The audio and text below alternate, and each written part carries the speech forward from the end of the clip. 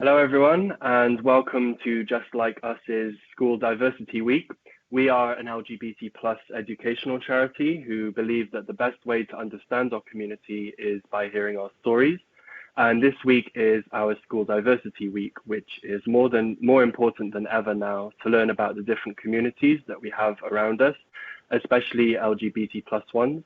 Last year, we reached 1 million young people, and this year, hopefully, we'll reach even more. Now, your safety during this week is highly important. So we have a brief video here to explain how you can stay safe during this week. Hello. We hope you're enjoying loads of interesting activities for School Diversity Week.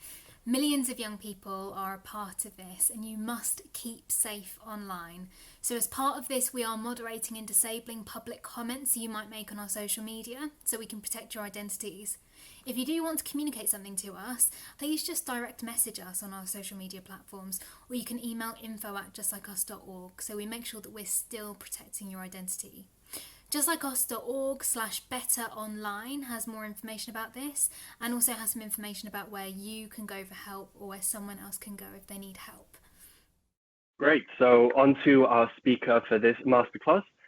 He is Dr. Ranj Singh, a doctor, author, a TV presenter, and judging from his performance on Strictly Come Dancing, apparently also a ballroom dancer. You may recognize him from This Morning, various kids' TV shows, and if you were watching Pointless recently, that and many other game shows. Dr. Ranj is from the Sikh South Asian community and is a strong advocate for LGBT rights in general and especially within his community. In this talk, he'll mainly be talking about coronavirus as he's seen firsthand the impact it's had, and will answer our questions on how to stay safe in this time. So many thanks to Dr. Ranj. So our first question comes from Monica. So I was wondering, what is coronavirus and what is COVID-19 exactly? Right, Monica, thanks for your question. Thank you for that lovely introduction, by the way, Rory. And welcome everybody that's watching. Really good question, actually. A lot of people use the terms coronavirus and COVID-19 to mean the same thing, and you can actually say that they do. However, there's a really, really subtle difference.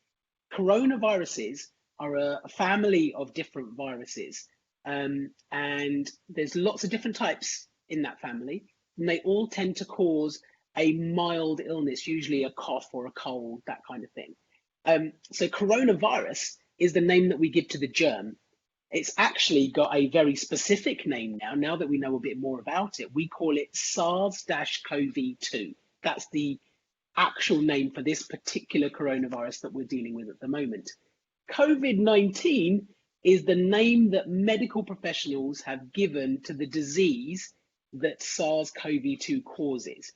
So that particular virus that we're dealing with right now, when it makes someone poorly and makes them unwell, the disease that they get, we call COVID-19. I hope that answers it. Thank you very much. The next question comes from Marco. Hi everyone, hi Raj. I think many of us wonder how long will coronavirus last for? Hi Marco. Really good question, because nobody actually knows how long coronavirus is going to last for. It came about towards the end of 2019, start of 2020. That's when things really started, and it started in a specific part of China. And then gradually it spread around the world. What we do know is that as coronavirus spreads and more people are affected, eventually less and less people will be affected by it. And we hope that it may go away completely. That may take months, that may take even longer than that. But what we do know is that it is likely to go away. And the conditions that we're living in at the moment, for example, all those different rules that we're having to abide by, they won't be forever either. So watch this space. Nobody knows how long it's going to last, but hopefully things will start to get back to normal fairly quickly. Excellent. The next question comes from Ben.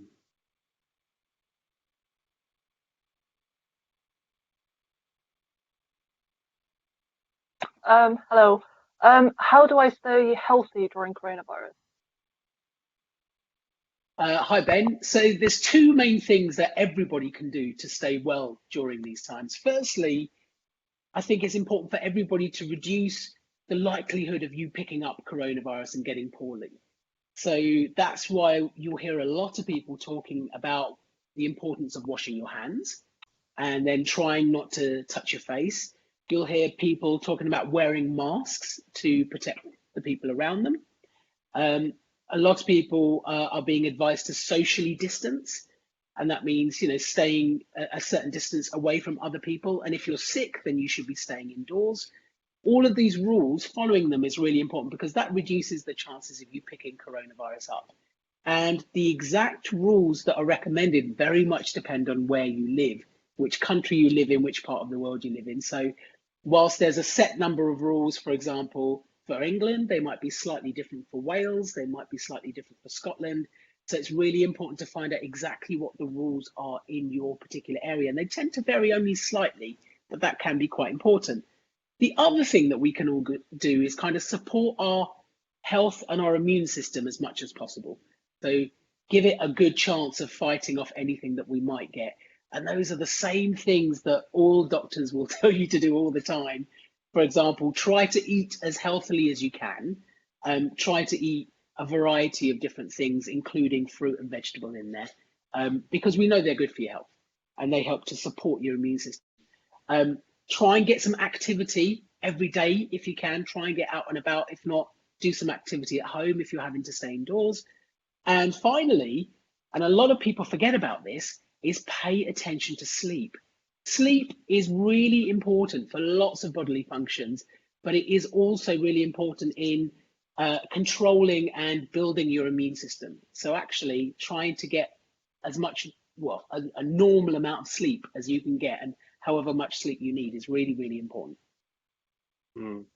Very good advice with the healthy eating, because I found that being at home, I'm so much more tempted to snack. So the measures I've taken is, I've told my mum don't buy any more snacks, and I get very angry if she does. That's something you guys can try. Next question is from Anila.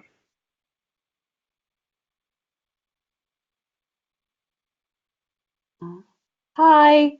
I wanted to know, is there any way that I can help my family to be safe? Hi, Nila. Thanks for that question. So like I was saying about staying healthy just a minute ago during the pandemic and protecting yourself as much as you can from coronavirus, it's the same sort of things. If you follow the rules for your particular area and wherever you live, those rules are designed to try and limit the spread of coronavirus. So if we all follow those rules, then we can all help protect ourselves and protect those around us, particularly our friends and family and anybody that we're in contact with. So I'm just going to reiterate those again and say those again. And it's things like making sure you wash your hands.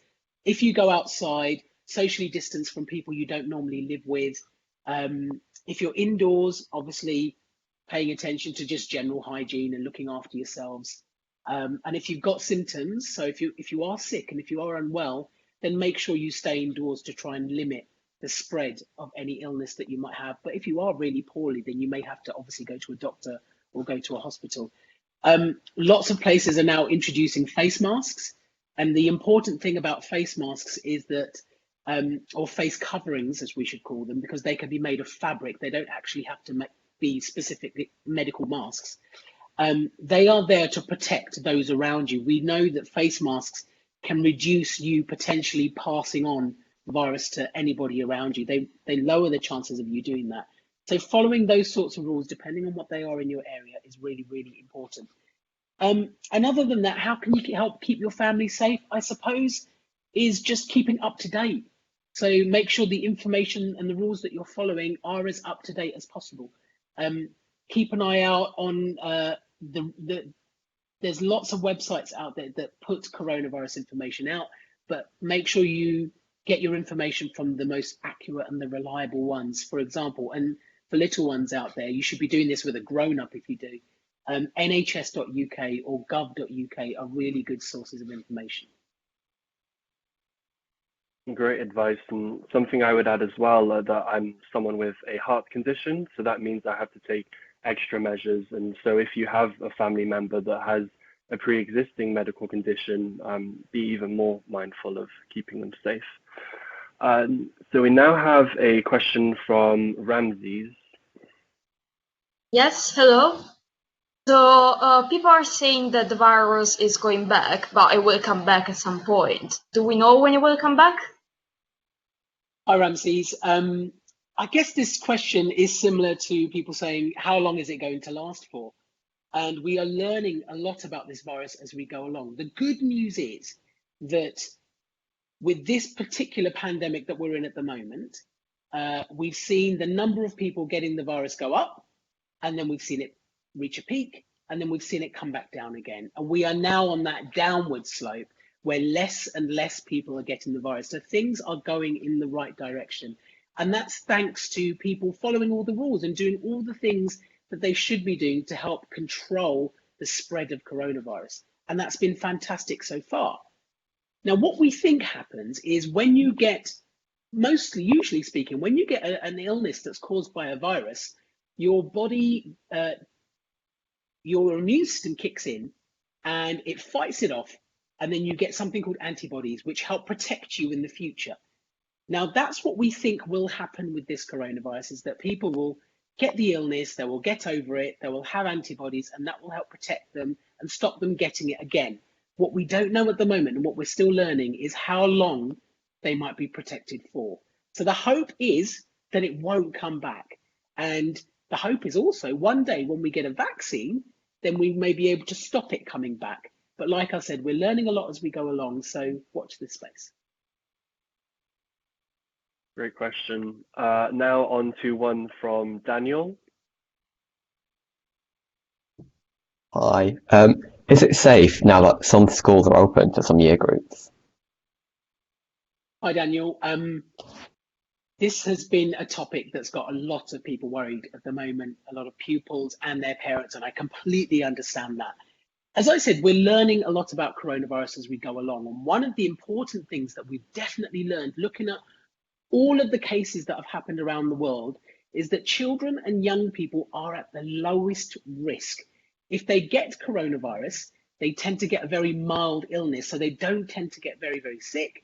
And also, they don't tend to pass it around to other people either. That's quite different to other conditions like flu, when children and young people do tend to pass it around a lot. For some reason, coronavirus, they don't tend to spread a lot.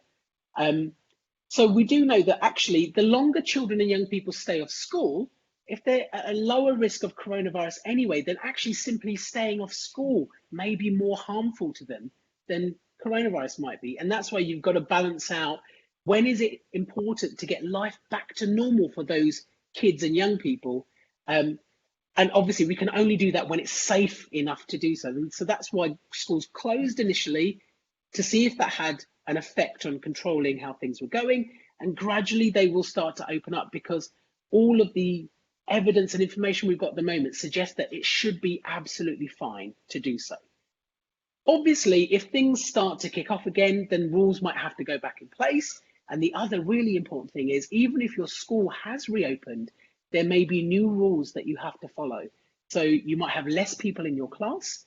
There may be certain activities you can and can't do, and you may be asked to take extra precautions like washing your hands, and possibly even some members of staff or pupils may even have to wear masks and things like that. So yes, it is safe, we think, for people to go back, and we recommend that if you fall into one of those groups where you're advised to go back, that you do so, but just make sure you follow all those rules. Very, very relevant question. Our next question comes from Adam. Hello. How is this going to affect things like holidays for the rest of the year? Hi, Adam. This is a question that I've been asking myself, actually. We've had to cancel so much in terms of holidays going abroad, because travel has been stopped to try and control the coronavirus and to stop it spreading around. So slowly but surely, those restrictions are being lifted and people are being allowed to travel a lot more It's different depending on where you live around the world. The rules around travel are different between different countries and even different across the UK. So again, I will always say follow the rules for your area.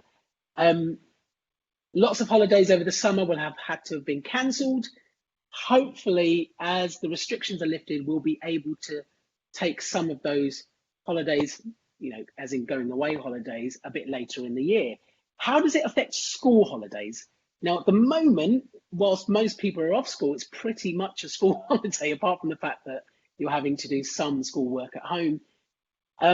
I don't know if the dates are going to change for the normal school holidays, but it's likely that everything will just be as it always has been, whilst we're working out what we're going to do. So for now, your holiday dates are probably from school are probably going to be exactly the same, but like the rest of us, let's see if we get any more information on that.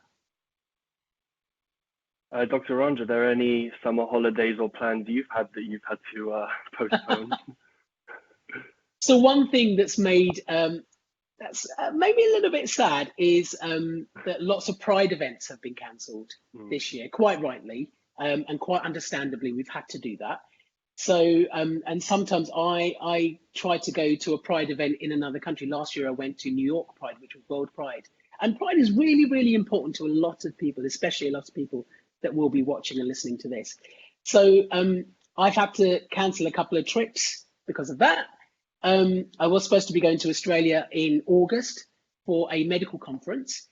I don't know if that's going to happen yet. Much like everybody else, I'm waiting to find out if travel restrictions are going to change and whether we are going to be able to fly to countries like Australia. If you get there, you may actually be asked to quarantine, which means you have to stay indoors for a certain period of time just to make sure that you don't get unwell. Everybody is just watching and waiting to find out what's going to happen. So fingers crossed I might get to go to Australia. Who knows? Let's hope so. I think at least one good thing is that maybe we'll appreciate the holidays we can have in the UK a lot more this summer if we do get to move around. And highly recommend West Wales.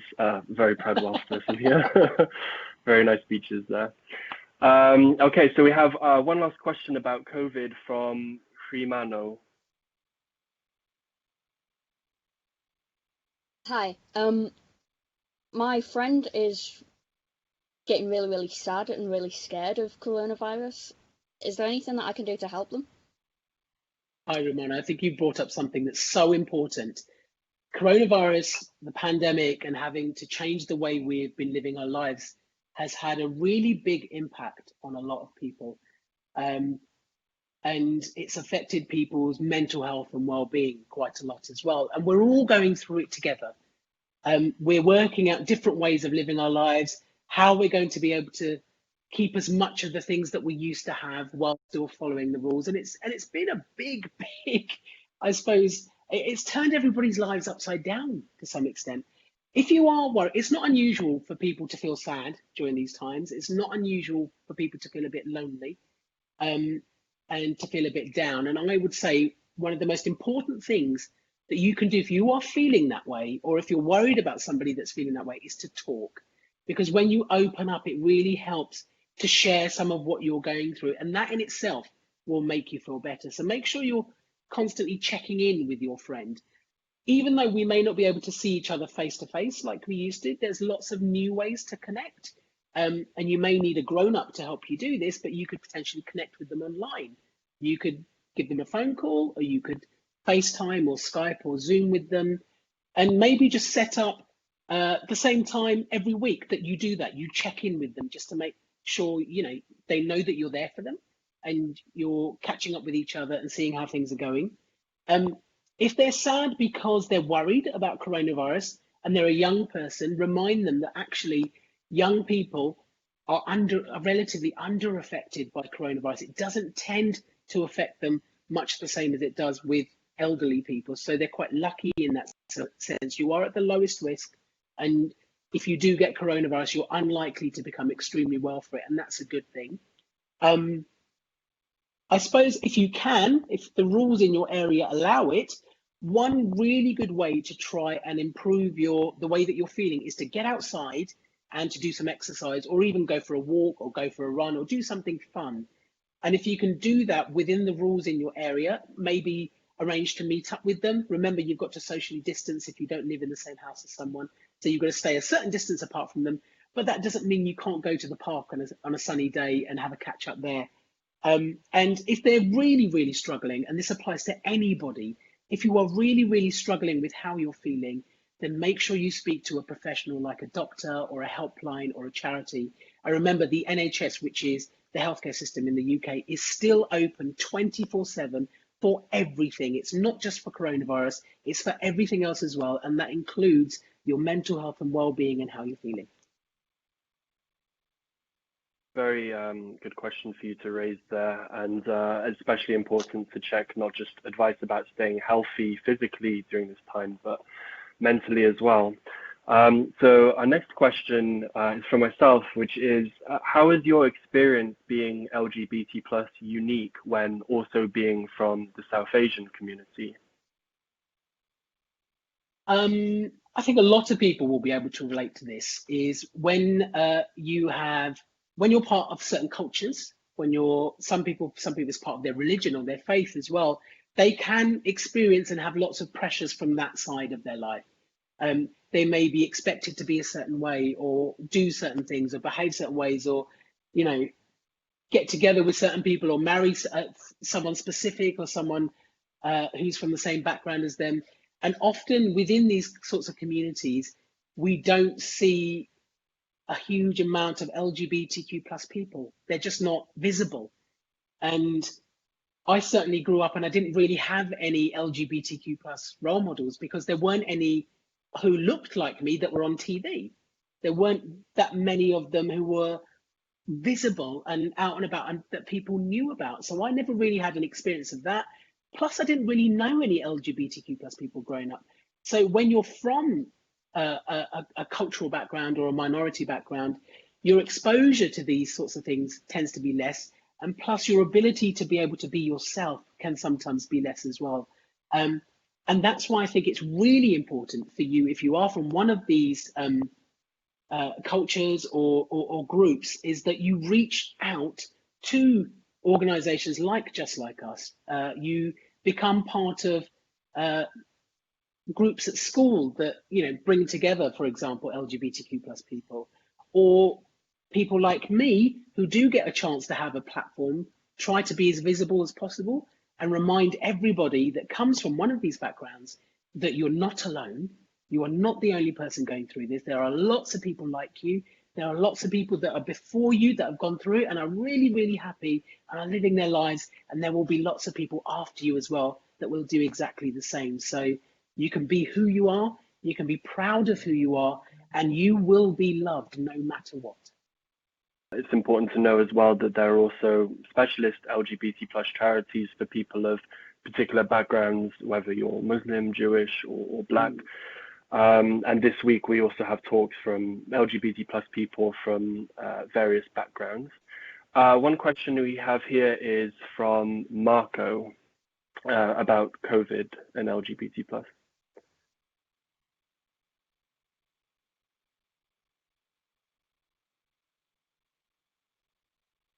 Hi Marco, can you unmute yourself? Sorry. Oh yeah. So my second question I had was, how does coronavirus affect LGBT plus people? Coronavirus, as a virus and a disease in itself, can affect anybody, whether you're gay, straight, bi, trans, whether you're Black, white. It affects absolutely everybody. It does affect certain groups more than others, and we've learned that actually if you're from a BAME or Black and minority ethnic background, then you might actually be at slightly greater risk of getting coronavirus and getting sick from it. We're still learning a lot about that as we go along. There's also evidence and information out there to suggest that it tends to affect older people a bit more severely. It tends to affect men slightly more than women. And we don't quite know why these things are. Just like I said, it doesn't tend to affect children and young people quite as much. And we don't quite know exactly why that is. We're learning as we go along. Does it have a bigger impact on LGBT plus people? Well, the disease doesn't itself. They are affected just like anybody else. However, what it does do, which does impact on LGBT plus people, is it changes their lives. So these people may have put in support systems and people in their lives and have school in their life that is a really protective thing for them, that is somewhere that they can feel safe and be themselves. That may all have changed. For example, some people see school as their sanctuary. Some people have groups that they attend as part of their LGBT plus life, and that is their support system. Those support systems may not be in place anymore, or they may be different, or they may not be able to do as much as they used to do. And therefore, we've got to realize that that impact is definitely there. And the other thing I think people need to remember is that not everybody can be themselves at home. So many of us are lucky that we can be who we really are, whether we're at school, whether we're at work, or whether we're at home, whether we're around our family, whether we're around our friends. But not everybody can be that. And I think we have to bear that in mind, that whilst we're in lockdown and people are having to stay inside and they may not have the support systems that they used to have, they may not be able to be themselves and they may not actually be safe. And it's really, really important that if anybody feels unsafe, that you speak to somebody who you can trust and let them know and get the help that you need. It's very important to know that people will be experiencing lockdown in very different ways. We now have our final question, which is from Ramses. Hi, so how has coronavirus changed your life? Bit of a philosophical question. That's a bit of a profound question, Ramses. Like I said, much like everybody else, it's turned our lives upside down. We've had to work out a new way of living. We can't do the things that we used to do. Work has changed. Going out and seeing our friends has changed. One thing that's been really positive for me, and I want to stress the positives, because whenever we talk about coronavirus and lockdown, we talk about all the negatives and the bad things that have happened. I want to stress the positives, and that is that it made me slow down. It made me slow down. It made me reflect on everything that was going on in my life. It made me realize what I found that was important to me and that I definitely wanted to do, and the things that I was doing that really didn't really matter that much to me. So I can concentrate on the things and the people that are really important. And it has reminded me about the importance of connecting, because now that I can't connect with other people quite as easily, I now value that so much more. So now I make an effort to check in with my friends every now and again. Whereas before I would have probably just taken it for granted and said, yeah, they're probably fine, they're all right. Doesn't matter if I haven't spoken to them in a couple of months. Now, every now and again, I will drop a friend a message to say, how are you doing? How are things going? Or I will FaceTime them, or I will call my family and check in with them. And we have Zoom calls with my family as a group. We would never have done that before lockdown. And actually, I really like doing that. So there's definitely been some positives that have come out of this, and I hope that is going to continue. Excellent answer. I think for myself, I've seen this as kind of like an early retirement, in the way that all these things I said I never had time for, I don't have that excuse anymore. So, I've been learning a language, improving on the drums. I've become quite a good quiz master as well. There you go. On there you Zoom. Go. I love quizzes. So, oh, yeah. I hope that a lot of people watching this will think of how can they develop themselves in this time, because we're not going to get maybe this much time off again, well, hopefully for a long time. So to close this off, I want to say a huge thank you to Dr. Ranj for speaking with us. I think really something we can take from this is the importance of intersectionality, that there is no one way of being LGBT+, and that people from different backgrounds will have very different experiences, and it's very important for us to listen to all kinds of voices. But there's also no one way of experiencing lockdown and coronavirus, and it affects different people in different ways. So this week, there's a lot more to come from School Diversity Week. We have some really amazing speakers coming up. The masterclass page is a part of this video, and here you'll be able to see the coronavirus worksheet that we have attached, and many other activities you can do with this. So with that, I'd like to first thank everyone who's attended, everyone who's watched, just like us, for having this, but also especially to Dr. Ranj for speaking with us.